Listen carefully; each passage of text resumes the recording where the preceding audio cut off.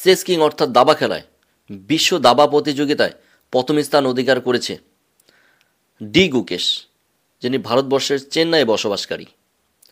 তাকে যখন মাত্র 10 বছর বয়সে জিজ্ঞাসা করা হয়েছিল তুমি বড় হয়ে কি হতে চাও, I want to become the world champion. I want to become a world champion. তিনি আজকে আমাদের মাঝে চ্যাম্পিয়ন তো হয়ে দেখিয়েছেন। শুধু তাই নয়, গোটা পৃথিবীর কাছে সবথেকে কম বয়সের দাবা প্রতিযোগিতায় বিশ্ব রেকর্ড গড়ল ডি গুকেশ। 2000 সালে বিশ্বনাথ আনন্দের পরে ভারতবর্ষে এই দ্বিতীয়বার এবং গোটা পৃথিবীর কাছে সবথেকে কম বয়সের প্রথম ব্যক্তি এই ডি গুকেশ।